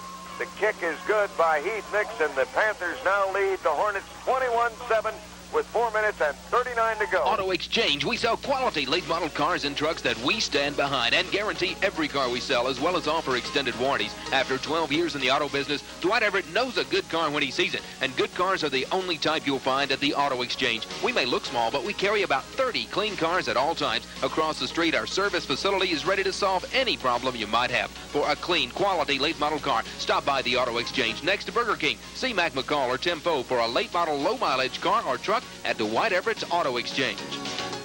We apparently have had another penalty that was called after the play was over, because they're bringing the ball out to the 45-yard line of Bryant, where once again Heath Nix will kick the ball, and it's laying on its side once again. I have to remind you, you're listening to Benton Panther football on K107 FM, KAKI in Benton. I'm Bill Powell along with Rob Patrick. We hope you're enjoying the broadcast of tonight's game, and we hope that you'll tune in to Cable Vision 4 in Benton on Sunday or Monday evening at 7 o'clock for the replay. The kick is away, well fielded downfield, and comfortably in the possession of the Bryant Hornets. Let's see, getting up with the ball was number 88. They're very, very fine wide receiver, Pat Dyer. Sure hands and all. He grabbed that one and clutched it in and actually advanced it about 12 yards from where he caught the football. So it's first down, 10 to go for Bryant. The ball's at their own 31-yard line. They are 69 yards away from a touchdown, but they need 2 of them just to get back in and force a tie. It is still Spadoni at quarterback. Spadoni's back to throw. He looks deep. Now he throws short, complete to McKinney. McKinney on a great move, cuts back across the grain, brings the ball all the way out to the 45-yard line. The screen play, and he got some good blocks outside from his linemen. Good job on that play. And he read the blocking well. Cut it back against the grain, used the momentum of the Panther defense to pick it up all the way to the 46-yard line before he was finally hauled down. So pick up on the play of 15, call it first and 10, place the ball at the Bryant 46, and watch the clock go inside 4 minutes. 3 minutes, 55 seconds left to play in this football game. Bryant, never giving up, continues to claw. Continues to look for the one big play that'll bring them back and give them an opportunity to get back in this ball game. A little confusion in the backfield that time as Spadoni had some difficulty on the exchange. Nick's caused a lot of that confusion by breaking through the line of scrimmage and dropping. Eventually, Amos was dropped for a 2-yard loss there. Robert Amos on the carry, and as Spadoni came out, he was shaking his head saying, "It was my fault, guys, my fault." And Amos, who took quite a bit of punishment on the tackle, patted him on the helmet and said, "It's okay, let's keep going." You really got to hand it to Danny Spadoni because he stepped into a rattlesnake pit here under some adverse conditions. Lance Smith, the starting quarterback, thrown out of the game right before halftime, and he's been under the gun this whole second half. It's a 2nd and 11. Spadoni back to throw, being chased, being caught, being knocked down. Again, it's those two sophomores. I believe Adam Wright was the man who forced the play, and I believe you're right. I believe it was Brian Holton. Was it Holter on the sack? Holter that got up and got the sack. Give each of them part of it, because if it hadn't have been for number 54, Adam Wright, the sack would never have occurred. The loss goes all the way back to the Bryant 44-yard line. No, heavens, that's not right. That's got to be... I think it's about the 37. 37, I would say. 37 or 8. They've got 44 of this. Well, they marked it now at the 36, but it's the 37, I think. So 2:22 left to go. 3rd down and a bunch for the Hornets. Here's a pass over the middle, complete. The man on the reception, number 43, Blake James, the wingback. He gets it out near midfield, but that's going to be about 7 yards short of a first down. So it will be 4th down, and let's call it 7. 4th and 7. Nice pickup on the play. Ball was back at the 37-yard line, bringing it out to the 50, a 13-yard pickup. Still 7 yards to go, and Bryant is going for the first down. They really don't have any choice, Rob. Oh, no, it's down this much with only a minute 44. They're just trying to score to Spadoni back to throw. He looks, he throws, it's tipped. Right through the hands of Roger Barker, and then through the hands of the intended receiver, Pat Dyer. Pat Dyer, who is a great receiver, and that may be it for the Bryant Hornets offense for the year, and an applause for them because they were a gutsy unit. Spadoni came in and did a good job, and just had too much to overcome. Lance Smith, their leader, had been thrown out of the game, and looks like Benton's on the way to the... That's a crushing blow for any young team to lose their Pat Dyer, the senior there, out of frustration there at the end. 49 is the play, 49-yard line, handoff straight ahead, and I believe that was Greg Rogers in. Yes, it was. Greg Rogers, number 24, the 5'9", 150-pound junior, getting a little playing time here late in this ball game, and we're down to a minute and 15 seconds left to play. There's a minute and 15 seconds left in the Bryant season. And I hope that those of you that are listening over on the far sidelines to tonight's broadcast will put the hands together and give these young men a great round of applause. They have been, well, a lot of adverse conditions out there for Bryant, but they never gave up. They never quit. And as a matter of fact, they're still out there battling right now. All season long they've battled. The carry that time. That was Jamie Jones on the carry. Yes, it was. Jamie Jones running out of halfback position that time. Coming off the field is Bill Lincoln, who was in playing offense. Also coming off is Chris Ramsey. Wholesale changes. We're down to 35 seconds left to play in the ballgame. Up to the line of scrimmage they come. Massinelli, the quarterback. Straight ahead handoff, going nowhere. The Hornets are still fighting, ripping for the ball, trying to get it out of the grasp of the Panthers. But we're down to 21 seconds to play. The ball is marked ready for play. Benton does not even have to snap the ball. All they have to do is come to the line of scrimmage and let the clock run out. But they will, and down, there's a fumble on the play. I don't know who got it. We get the clock stopped with 7 seconds left to go. It really doesn't make any difference who got it because there was no advance, and that was a 4th down play. So the ball belongs to Bryant, so they will get one last shot at the end zone. And if you promise not to think ill of me, I'd kind of like to see him get it.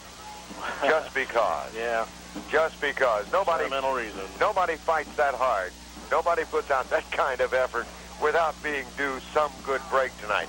And quite honestly, the Bryant Hornets had one break in the ball game and none after that. The game is over, ladies and gentlemen. It is a victorious Benton Panther that goes to midfield, and now comes the good part of this ball game as the Panthers and the Hornets meet at midfield, and after all of that well, what would you call it, combat that was displayed between the lines. Now comes the good sportsmanship, the well done, the hugs. I like it. A lot of friends greeting each other out there, and of course on this night they're enemies, and only because they wear different colors. It's a bitter rivalry, but there's a lot of friendship out there too when it's not on the field. And commend both teams for great effort tonight. Bryant, a season filled with adversity, and boy, they just it came back to haunt them again tonight. But they never gave up. They never gave up. They kept plugging along, and the end of the season right here tonight, 21-7 loss, a bitter loss to the Benton Panthers, and again, plenty of adversity to overcome. And there's some of the Hornets are very dejected. Of course, the seniors ending their season. Benton continues on. They make the playoffs now. They're now 7-3 on the season, and looking ahead to playoff action. They'll be on the road next week, and depending on what happened at El Dorado tonight between Texarkana and El Dorado, they'll either be at Little Rock Mills next week or at, well, it could be at Jacksonville, at Central, at Sylvan Hills, any number of places, and we'll just have to wait and see. You look in your Benton Courier on Monday, and But wherever they are, we'll be with them. Is that right? We'll be there as well, and hope you'll join us, and I know a lot of Benton fans will be on the road to wherever the Panthers go. Again, a hearty congratulations to the Bryant Hornets for a big-hearted effort tonight and all season through a lot of adversity. And John Brainerd has his team gathered around him there now and telling them what a good job they did and how proud he is of them. And certainly the town of Bryant should be proud of their Hornets for the effort they've given all season long. And Benton should be proud of their Panthers as well. They've come back from some adversity, too. They had two tough losses, two demoralizing losses to Hot Springs and El Dorado when they looked like they were in contention for a championship, a conference championship, and here they are fighting and scratching to get into the playoffs. Yeah, and they've now overcome that, and now they'll be playing an extra week. So with that said, Rob, let's do this. Let's take a final timeout, and then we'll be back with some numbers and some final comments about tonight's 21-7 victory by the Benton Panthers over the Bryant Hornets. We'll be back in just 60 seconds. Stay tuned for more Panther football on KAKI. At Dairy Queen, we treat you right. You make the choice. For just $1.50, you can get a hot fudge brownie delight. Or a Dairy Queen's famous peanut buster parfait, delicious banana split, or a nutty double fudge. Bring someone special with you to Dairy Queen on Military Street in Benton. Joe Don and Mary Davis keep the welcome sign lit.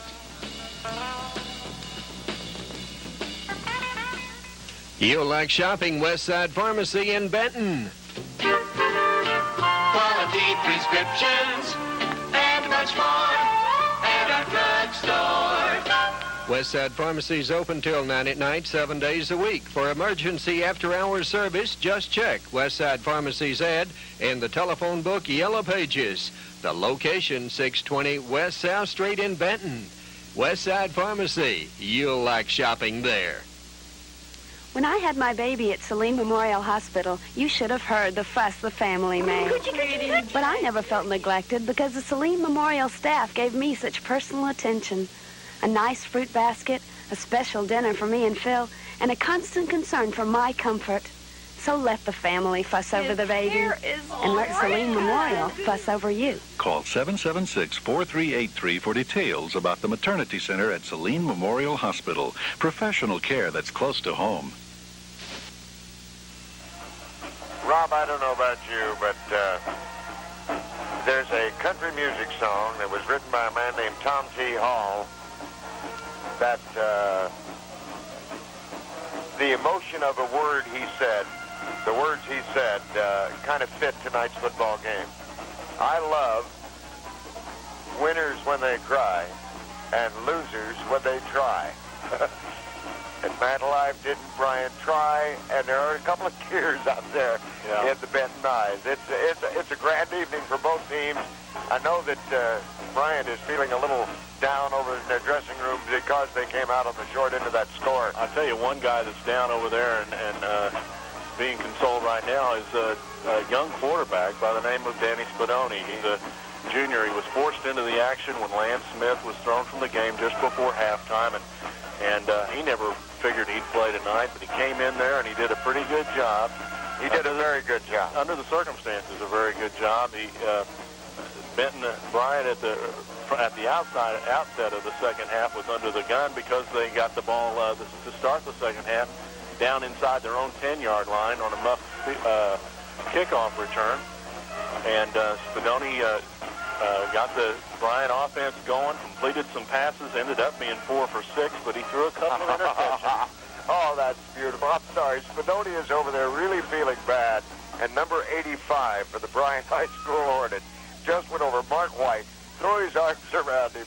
Number 36 is there with him now, and 36 is Jason Mustine, and they both threw their arms around young Mr. Spadoni, and I don't know why. I love that fellowship, man. I tell you what, the thing that's bothering Spadoni is not that he didn't do well for himself, because he's got another year. Those seniors, those guys that have been working hard a year, he feels like he may have let them down, but he didn't. He came through and he played very well, and it was just not in the cards for the Bryant Hornets tonight. The Benton Panthers took control of this game, and they come away with a 21-7 victory. Their 12th victory in this series of 15 games old now, and their third in a row, the third win for this class of seniors. So they sweep Bryant in this big rivalry in their 3 years at Benton High School, and they are, of course, to be commended. They had a little adversity themselves. You betcha. Gave up a fumble early on in the game, and it looked like might be another story like the last 2 weeks as Bryant turned that into a touchdown. They were down 7-0, but came storming back and scored 21 unanswered points, capped off by the big 52-yard touchdown run by senior Kirk Shelnut. And they're certainly to be commended as well, and we wish them all the best of luck in the playoffs as they start next week. Next Friday night, we don't know exactly where we'll be, but I will guarantee you that KAKI FM 107 out of Benton will be with the Panthers, and Rob Patrick and I will be there with them, and we hope that you'll be right along beside us rooting the Panthers on in the playoffs. Last year, they pulled a stunning upset, beating the Little Rock Central team that was highly favored and highly touted. But playoff time, it's a different kind of football, and people rise to occasions, and who knows, this may be the year that this rather up and down Benton Panther team puts it all together at the right time of the year and moves through the playoffs. Rob, you got any final words you'd like to pass on? I think I've pretty much said all I wanted to say, and I just want to congratulate both sides, and again, best wishes to Benton in the playoffs, and thanks for the hospitality from both coaches, John Brainerd and Dwight Fite, preparing for this game. And again, a marvelous congratulations to both communities for the way they've supported their teams this year. Yes, and hear this, Arkansas. Every town in Arkansas, if you'll support your ball clubs and your young people the way that the Benton fans and the Bryant fans have supported their young people, we'll have a whole lot better young people. That's the simple truth of the whole thing. The final score once again, 21-7. The Benton Panthers defeat the Bryant Hornets tonight in what was a marvelous display of high school football here at the Bryant Stadium.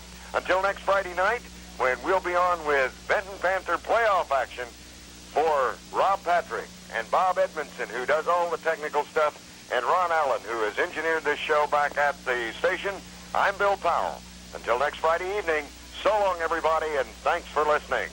Panther football is brought to you in part by Allied Glass Company, the Benton State Bank, Adams Pest Control, Thomas Real Estate and Insurance, Carter Tire, Dairy Queen, Color Time, Saline Memorial Hospital, Dorcas Holliker Flowers and Gifts, Westside Pharmacy, People's Lumber and Supply, the Auto Exchange, Bo's Barbecue, and of course Freeway Rental and Tractor Sales. This is K107 KAKI, Benton Little Rock. I've got the Eagles for you up next.